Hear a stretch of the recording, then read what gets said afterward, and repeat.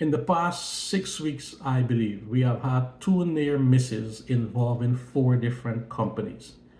One happened in New York and the second happened in Austin. In the New York case, a Delta airline plane was taken off from a runway when an American plane attempted to cross that same runway. The Delta pilot quickly aborted his or her takeoff roll, thus preventing a collision. In the Austin case, a FedEx plane was cleared to land on the same runway a Southwest plane was cleared to depart from. This is not uncommon for one plane to be cleared to take off and another to be cleared to land on the same runway. The air traffic controller always makes sure there is a 3 to 4 mile separation between the two planes, thus giving the plane that is cleared to take off enough time to do so. But for some reason, this didn't work in Austin. What ended up happening was that the Southwest plane was on its takeoff roll here, and the FedEx plane was right on top of it, trying to land at the same time. Luckily, the FedEx pilots realized what had happened and executed a missed approach. The reason for this increase in near misses at the United States airport has to do with the increased demand for flight, the increased size of the aircraft, our infrastructure, and the human factor. The last airport the US built was some 25 years ago, and that is the Denver International Airport. What we have done instead of building better, new, and more advanced infrastructure to accommodate these larger planes and the increased demand for flight, is to retrofit or reconstruct existing airports. If you were to go to Newark in New Jersey, if you were to go to JFK, if you were to go to LAX, you will see these massive construction projects. This is all well and good, except the issue with infrastructure as it relates to aviation in the US. We don't seem to build for the future. We build to address the current demand. And these buildings usually take anywhere between 3 and 5 years from the time they started to when it can be usable. In that time, the aviation world has changed. Thus, we are always building something that is 5 to 10 years behind what the aviation sector needs. The other reason is we have, for example, Denver and Dallas DFW is the same thing. Some of the runways are so complicated. If you want to get from the terminal to the runway, it's like you are literally taxiing through a maze. And imagine there are 10 planes all trying to do the same thing, trying to navigate this maze without coming in close proximity to each other. Naturally, with so many movements in such a confined space, people will become distracted. Aircraft will come close to hitting each other.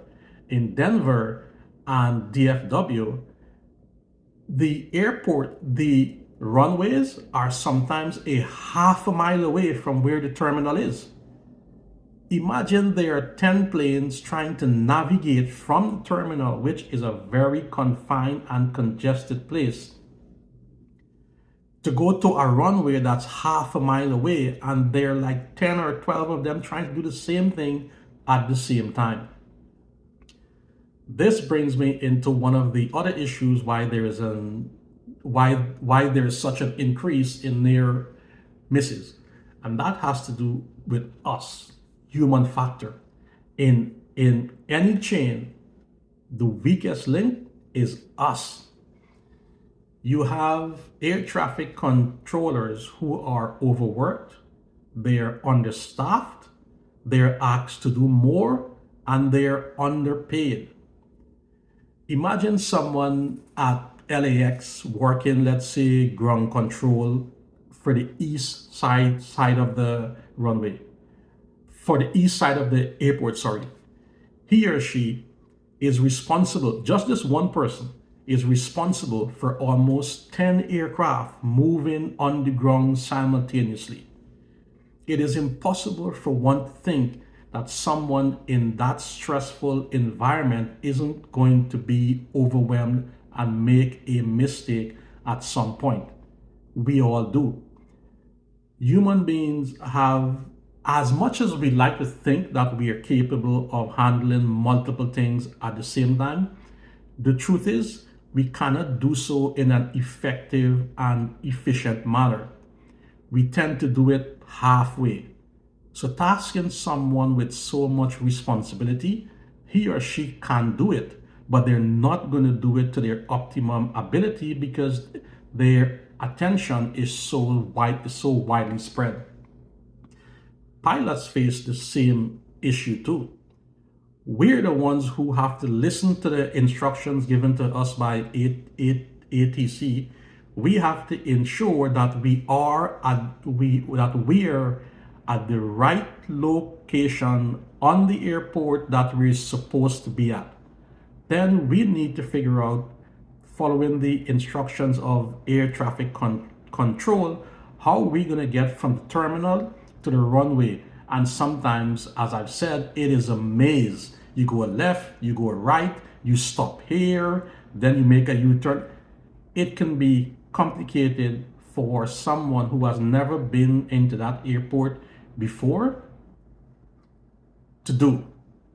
I've been in that situation, and I can tell you it is extremely frustrating and frightening. The last reason I believe why there's an increase in near misses at US airport has to do with the airplane sizes. When you fly a really big plane, you sit really high up, making it more difficult for you to see what's below you. We also haven't really done a lot of solid expansion in the airport environment to account for the increased size of planes, such as the Boeing 777X, the Airbus 380. The infrastructure we have in the US were never built to accommodate such large planes. Thus, we are having to quickly retrofit the existing infrastructure to accommodate those planes. One last thing I will say, aviation is like a living, breathing person. At least it's how I think about it. Aviation forgives ignorance. If you do something that you genuinely don't know can cause you or the general public harm, aviation forgives you. If you knowingly, with knowledge, do something wrong, aviation warns you. It gives you a slap on the wrist. And this warning is usually in the form of a near miss incident or accident, such as we had at JFK and Austin. And at some point, aviation concludes that you are not listening, so it stops warning you. And then it decides to smack you down. This is always in the form of an accident where people get seriously hurt or die. We are at this phase in aviation safety in the US where aviation is warning us, where it's slapping us on the wrist. It's telling us, hey, you guys need to sit up, take notice, and listen. You need to address it. At some point, it's going to stop warning us, and it's just going to let us pay the penalty for not paying attention to the rules. Okay. This is a pilot perspective. My name is Philip. Here I discuss my experience as a private jet pilot flying the 1%. If you guys have any questions, comments, or suggestions you would like me to mention on this channel, please leave them in the comment section below. Until the next video, my friends, fly safely and be good. Don't forget to like, subscribe, and share my video also with your friends and family. Talk to you guys in the next one. Bye.